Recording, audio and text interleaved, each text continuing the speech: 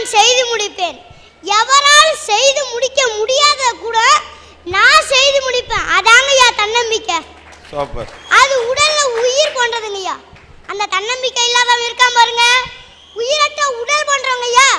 ஐயா, தன்னம்பிக்கைன்னா பிறரை நம்புறது தன்னம்பிக்கை இல்ல, தன்னை தானே நம்புவதாங்கய்யா தன்னம்பிக்கை. பேரறிஞர் அண்ணா தெரியுங்கய்யா, அவரு சின்ன வயசுல 11ஆம் படிக்கிறப்ப தேர்வுல தோல்வி அடைஞ்சிட்டாரு. அதுக்காக அவர் கவலைப்படல. பல பேச்சு போட்டிலையும் தோத்திருக்காரு, அதுக்காகவும் அவர் கவலைப்படல. ஆனா நாடு இன்னைக்கு என்ன சொல்லுது அவரை பத்தி? பேரறிஞர், சிறந்த பேச்சாளர், சீர்திருத்த எழுத்தாளர், இப்பெல்லாம் சொல்ல காரணம் என்னங்கய்யா? அவருடைய சிவாரிசாங்கய்யா, செல்வாக்காங்கய்யா, பணமாய்யா, உறவாங்கய்யா, இதெல்லாம் கிடையாது. அவருடைய முழுக்க முழுக்க தன்னம்பிக்கை மட்டும்தாங்கய்யா. தமிழகத்தில் பிறந்து அமெரிக்காவில் வாழ்ந்து இன்னைக்கு அரிய சாதனைகளை படைத்து அறிவியல் மேதை வெங்கட்ராமன் அவர்கள் நோபல் பரிசு பெற்றிருக்காரு. அதுக்கு காரணம் என்னங்கய்யா?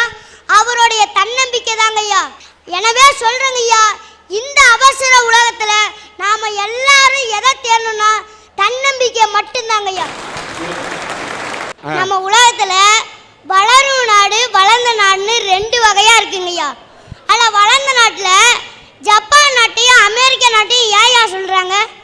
ஜப்பான் நாட்டில் ஒவ்வொரு ஸ்கூல்லையும் வகுப்பறையில் எழுதி போட்டிருப்பாங்க, உன்னால் முடியாது என்றால் ஜப்பானால் முடியாது, ஜப்பானால் முடியாது என்றால் இந்த உலகத்தாலேயே முடியாதுன்னு எழுதி போட்டிருப்பாங்க ஐயா. அப்படி அந்த சின்ன குழந்தைகளுக்கு கூட தன்னம்பிக்கையை ஊட்டி வளர்த்தனால்தான் இன்னைக்கு வளர்ந்த நாட்டில் ஜப்பானும் ஒரு இடம் பெற்றிருக்குய்யா. ஐயா அப்துல் கலாம் தெரியுங்கய்யா, எல்லாத்துக்கும் தெரியும். அவர் ஒரு பெங்களூரில் இருக்க மகளிர் கல்லூரிக்கு கூப்பிட்டுருக்காங்க. அப்போ போனப்ப பேச சொல்லியிருக்காங்கய்யா. பொதுவாக அப்துல் கலாம் சார் என்ன சொல்லுவார்? வல்லரசு ஆகணும், நம்ம நாடு வல்லரசு ஆகணும், எல்லாரும் கனவு காணுங்கள், நல்லா படிங்க அப்படி தான் சொல்லுவார். ஆனால் அங்கே போய் அப்படி சொல்லுங்கய்யா. ஒரே ஒரு கேள்வி கேட்டார். ஐஸ்வர்யா ராய், சுஷ்மிதா சென், லாரா தாத்தா, இவங்க 3 பேரும் யாருன்னு கேட்டாங்க. அதுக்கு அங்கே இருக்க மாணவிங்கெல்லாம் சொன்னாங்க, இவங்க 3 பேரும் உலக அழகின்னு சொன்னாங்க. இப்படி வர காரணம் என்னன்னு அப்துல் கலாம் கேட்டாருங்கய்யா. அதுக்கு ஒரு மாணவி எழுந்து சொன்னாங்க, இவங்களாம் அழகாக இருந்தாங்க, அதான் உலக அழகின்னு வந்துட்டாங்கன்னு சொன்னாங்க. இன்னொரு மாணவி எழுந்து சொல்கிறாங்க, கேட்கப்பட்ட கேள்விக்கெல்லாம் கரெக்டாக பதில் சொன்னாங்க, அதான் உலக அழகியா ஆனாங்கன்னு சொன்னாங்க. இன்னொருத்தங்க எழுதி சொல்கிறாங்க, கடைசியில் கேட்கப்பட்ட கேள்விக்கு நாட்டுப்பற்றோடு பதில் சொன்னாங்க, அதான் உலக அழகியான்னு சொன்னாங்க. ஆனால் அங்கே இருந்த மாணவியோட தங்கச்சி வந்துருந்துச்சுயா. அது போய் அப்துல் கலாம் அவங்கள்ட்ட, அங்கிள் அங்கிள் நான் சொல்லவா அப்படின்னு கேட்டுச்சு. அதுக்கு கலாம் ஐயா சொல்லு அப்படின்னாரு.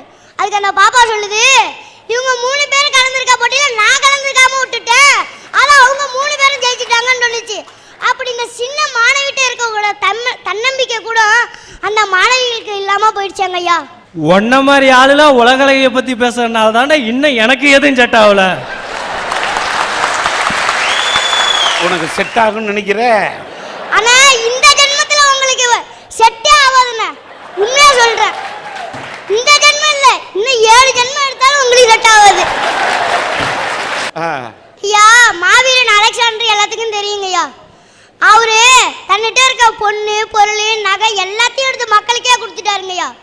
ஒரு அமைச்சர் வந்து கேட்டாரு, என்னங்கய்யா எல்லாத்தையும் எடுத்து மக்களுக்கே கொடுத்துட்டீங்க, உங்களுக்காக என்னங்கய்யா வச்சிருக்கீங்கன்னு கேட்டாரு. அவர் சொன்னாரு, இதெல்லாம் என்ன பெரிய சொத்து, என்கிட்ட ஒரு சொத்து இருக்கு, அதை வச்சு நான் வெற்றி பெறுவேன்னு சொன்னாரு.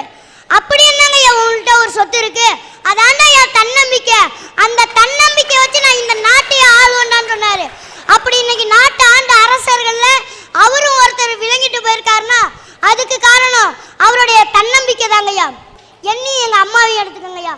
எங்க அம்மா 10ஆம் படிக்கிறப்ப படிக்கிற வயசுலேயே கல்யாணம் ஆயிடுச்சியா.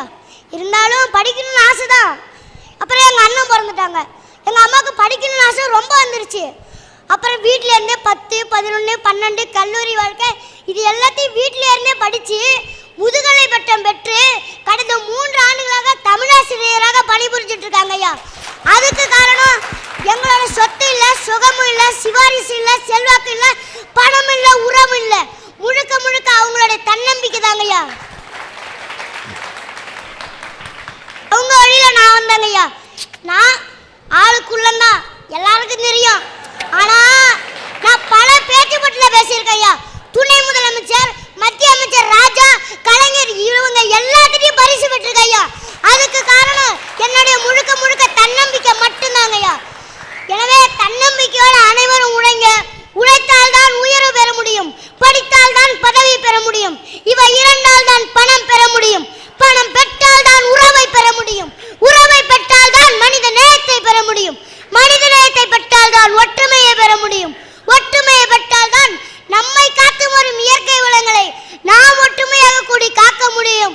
எனவே இந்த அவசர உலகத்தில் நாம் அனைவரும் அவசியமாக எதை தேட வேண்டும் என்றால் தன்னம்பிக்கை ஒன்றுதான். கடவுளால் படைச்ச எல்லா உயிரினத்திட்டையும் எவன் ஒருத்தன் அன்பு செலுத்துறானோ அதுதாங்க ஐயா உண்மையான மனிதநேயம். இததாயா பாரதி சொன்னாரு, காக்கை குருவி எங்கள் சாதின்னு, வாடிய பயிரை கண்ட போதெல்லாம் வாடினேனாரு வள்ளலாறு, முல்லைக்கு தேர் கொடுத்தானே பாரி, மயிலுக்கு போர்வை போத்தினானே பேகன். இதெல்லாம் மனிதநேயத்தோட வெளிப்பாடு தானேங்கயா. அதனால தான் சொல்றேன், இந்த அவசரமான உலகத்துல நம்ம உடனடியா தேட வேண்டியது மனிதநேயத்தை மட்டும்தாங்கயா. அற்புதம். ஏன்னு கேட்டா, நீ சொன்னம்மா முல்லைக்கு தேர் கொடுத்தான்னா எந்த காலத்தில் கொடுத்தான்? இப்ப கொடுப்பானா? ஒரு ஏழை வந்து குளிருக்காக போத்துக்கிட்டு போர்வை போட்டு தூங்கிக்கிட்டு இருந்தான்னா அந்த போர்வையை சுட்டுட்டு போயிட்டு இருக்கிறான். மயிலுக்கு வந்து போர்வை கொடுத்தான் பேகன் அந்த காலத்தில் சொன்ன. இந்த காலம் எப்படிப்பட்ட காலம்? மனித நேயம் இருக்குதா? அருமை மனித நேயம். அதனால தான் இந்த காலத்தில் மனித நேயத்தை தேட வேண்டும் என்று சொல்லுகிறீங்க. நல்லது. ஓகே. சமுதாயத்துல அன்பு பல்வேறு வடிவங்களா வெளிப்படுது. அம்மா பிள்ளை கிட்ட காட்டுறத பாசம்னு சொல்றோம், மனுஷன் கடவுள்கிட்ட காட்டுறத பக்தின்னு சொல்றோம், கடவுள் மனுஷங்கிட்ட வெளிப்படுத்தும் போது அருள்னு சொல்றோம், டீச்சர் மாணவன்கிட்ட நடந்து கொள்றத விசுவாசன்னு சொல்றோம், மாணவன் டீச்சர்கிட்ட நடந்துக்கும் போது மரியாதைன்னு சொல்றோம், காதலன் காதலிக்கிட்ட சொல்லும் போது காதல்னு சொல்றோம், இரு நாடுகளுக்கிடையே வெளிப்படுத்தும் போது சமாதானம் சொல்றோம், தொடர்பே இல்லாத ஒரு மனுஷங்கிட்ட காட்டுற அன்பதாயா நம்ம மனித நேயம்னு சொல்றோம். அற்புதமான விளக்கம். அதனால தாயா சொல்றேன் நம்ம மனித நேயத்தை தேடணும்னு. ஐயா இன்னொன்னு நல்ல விஷயம், இந்த சின்னஞ்சிறு வயதுல இந்த பொண்ணு மனித நேயத்தை தேடணும்னு சொல்லுது. நாட்டுல அவன் ஃபிகர் தேடிட்டு அலையறான். ஐயா இன்னைக்கு மேடையில எல்லாருமே பேசலாம்யா மனித நேயத்தை பத்தி. ஆனா யார்கிட்டயா மனித நேயம் இருக்கு? ஒருத்தன் சாலையை கடந்து போறானா அவனை இந்த பக்கத்துல இருந்து ரோட தாண்டி அந்த பக்கம் கூட விட மாட்டேங்கிறான். எங்கயா இருக்கு மனித நேயம்? கண்ணு தெரியாதவங்களுக்கு உதவணுங்கிறது நம்மோட கடமை. ஆனா கண்ணு தெரியாதவன் பிச்சை எடுத்துட்டு இருப்பான், அவனுக்கு தெரியாம அவனோட பணத்தை திருடிடுறான். இது எவ்வளவு ஒரு பாவமான செயலிங்கயா. வாழ்க்கையில் குருடனாக பிறப்பது கூட பாவம் இல்லை, திருடனாக பிறப்பது மட்டும்தான் குற்றம். அதனாலதான்யா சொல்றேன் நம்ம மனித நேயத்தை தேடணும்னு. நியூஸ் பேப்பரை பார்த்தோம்னா கொலை கொள்ளை கற்பழிப்பு அப்படின்னு மனிதநேயம் இல்லாத செய்திகளை தான் பார்க்கிறோம். பாராளுமன்றத்தில் குண்டு வெடிப்பு, கற்சிலை அம்மனுக்கு பாலாபிஷேகம், ஆனால் கல்லூரி பெண்கள் பஸ்ஸோடு எரிப்பு. முதல் 4 மாதம் சூடான பொருளை சாப்பிட்டால் கரு கலைஞ்சிரும்னு நினைச்ச தாய் அடுத்த 4 மாசம் குளிர்ச்சியான பொருளை சாப்பிட்டா மாந்த வரும்னு நினைச்ச தாய் தூக்கத்துல திரும்பி படுத்தா குடல் சுத்தி தாய் மாமனுக்கு ஆகாதுன்னு நினைச்ச தாய் குழந்தை பிறந்த உடனே பொம்பளை குழந்தைங்கனால கொன்னுட்டா. எங்கேயா இருக்கு அந்த தாய்கிட்ட மனித நேயம்? கணவன் மனைவியை கொல்றது, மனைவி கணவனை கொல்றது, அண்ணன் தம்பியை கொல்றது, வற்றாத இனவெறியால் ஈனச்சண்டை, வறுமையிலும் சாதி திமிர், எல்லா கொடுமைகளுமே நாட்டுல தாங்க நடக்குது. அதனாலதான்யா சொல்றேன் நம்ம மனித நேயத்தை தேடணும்னு. ஐயா பிச்சைக்காரன் ஒருத்த வந்து அம்மா பசிக்குதுன்னு கேட்டா எத்தனை பேர் அவனுக்கு சாப்பாடு போடுறான்? வாசலில் அம்மா பசி என்ற சத்தத்தை பொருட்படுத்தாமல் கருவறையில் உள்ள அம்மனுக்கு காணிக்கை செலுத்தி என்ன பயன்? அதனாலதான் ஏன் சொல்றேன் நம்ம மனிதநேயத்தை தேடணும்னு. ஐயா, இன்னைக்கு நம்ம யார கடவுளா நினைச்சிட்டு இருக்கோம்? நம்ம உயிரை காப்பாற்ற டாக்டரை தான் நினைச்சிட்டு இருக்கோம். இன்னைக்கு எத்தனை டாக்டருங்க மனிதநேயத்தோட நடந்துக்கிறாங்க? ஒரு சில டாக்டர் தாங்க இருப்பாங்க. தனியார் மருத்துவமனையில ஒருத்தன் அட்மிட் ஆயிட்டான்னு வச்சுக்காங்க, அவன் முடிவு பண்ண வேண்டியதான் தன்னோட சொத்தையெல்லாம் வித்துடணும்னு. ஏன்னா அங்க பணம் மட்டும்தான் குறிக்கோள், மனிதநேயத்துக்கு கிடையாது. ஐயா, தன்னோட வயிற்று பிழைப்புக்காக யானையை பிச்சை எடுக்க வைக்கிறான், குரங்க குட்டிக்காரன் போட வைக்கிறான், சுதந்திரமா பாடி திரிஞ்சிட்டு இருந்த கிளிய கூண்ல அடிச்சு வச்சு சீட்டு எடுக்க வைக்கிறான். 5 அறிவு விலங்குகளை படைச்சதே நம்ம அதுகிட்ட அன்பா நடந்துக்கணும் தான். மனிதங்களையே மதிக்க தெரியாது அவனுக்கு எப்படியா விலங்குகளை நேசிக்க தெரியும்? ஒருத்தங்கிட்ட பணம் இருக்கலாம்யா, உறவு இருக்கலாம், தன்னம்பிக்கை இருக்கலாம், பட்டம் இருக்கலாம், பதவி இருக்கலாம். இது எல்லாமே இருந்து அவன் கிட்ட மனிதனேன்னு ஒண்ணு இல்லைன்னு வச்சுக்கோங்க, அவனை ஒரு மனுஷனாகவே இந்த உலகம் மதிக்காதியா. அதனாலதான் சொல்றேன், இந்த அவசரமான உலகத்துல நம்ம உடனடியா தேட வேண்டியது மனிதநேயத்தை மட்டும்தாங்கயா. அற்புதம் அற்புதம் அற்புதம், நல்லா பேசுன. உன் பேர் என்னம்மா? இந்த பத்மபிரியா என்ற இந்த பெண், இந்த பொண்ணை பற்றி ஒரு சிறப்பு இங்க நான் இங்கே சொல்ல வேண்டியிருக்கின்றது. வள்ளுவன் 1330 குறளை திட்டி இருக்கின்றான் 133 அதிகாரத்துல. அந்த 1330 குறளையும் இந்த பெண் அச்சு பிழறாமல் அப்படியே அழகாக ஒப்பிப்பார் என்று சொன்னால், இந்த நாட்டிலே 4 குறள் தெரியாத குழந்தைகள்லாம் இருக்கக்கூடிய இந்த நாட்டிலே நான் உன்னிடம் கேட்கின்றேன், 1330 குறள் நல்லா படிச்சிருக்க இல்லையா பத்மபிரியா? அப்படி சொல்ல, உதடு ஒட்டாத திருக்குறள் தெரியுமா? உதடு ஒட்டுகின்ற திருக்குறள் ஒன்று சொன்னோம் தெரியுமாம். உதாரணத்துக்கு உதடு ஒட்டாத திருக்குறளை சொல்லேன். யாதனின் யாதனின் நீங்கியான் நோதல் அதனின் அதனின் இளன் வினையால் வினையாக்கி கோடல் நனைகவுள் யானையால் யானையா தச்சு.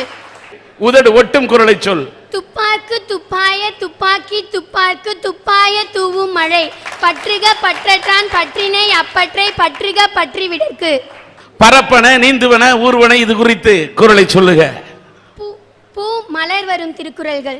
மலர்காணின் மையாத்தி நெஞ்சே இவர்கண் பலர்காணும் பூவொக்கும் என்று நலத்தகை நல்லவர் கேயர் புலத்தகை பூவண்ண கண்ணாரகத்து கோட்டுப்பூ சூடினும் காயும் ஒருத்தியே காட்டிய சூடுநீர் என்று மலர்மிசை ஏகினான் மானடி சேர்ந்தார் நிலமிசை நீடு வாழ்வார். பரப்பன பற்றி வரும் திருக்குறள்கள். பகல் வெல்லும் கூகையை காக்கை இகழ் வெல்லும் வேந்தற்கு வேண்டும் பொழுது காக்கை கரவா கரைந்துண்ணும் ஆக்கமும் அண்ணன் நீரார்க்கை உளர். வாழ்த்துக்கள் வாழ்த்துக்கள். என் எம்மொழியாம் தமிழ் மொழியாம் செம்மொழியாம் தங்கத்தமிழாம் சங்கத்தமிழாம் திங்கத்தமிழாம் என் தமிழ் மொழியை வள்ளுவனது குறளை இங்கே ஒப்பித்த தமிழ் பெண்ணே, நீ வாழ்க வாழ்க பல்லாண்டு.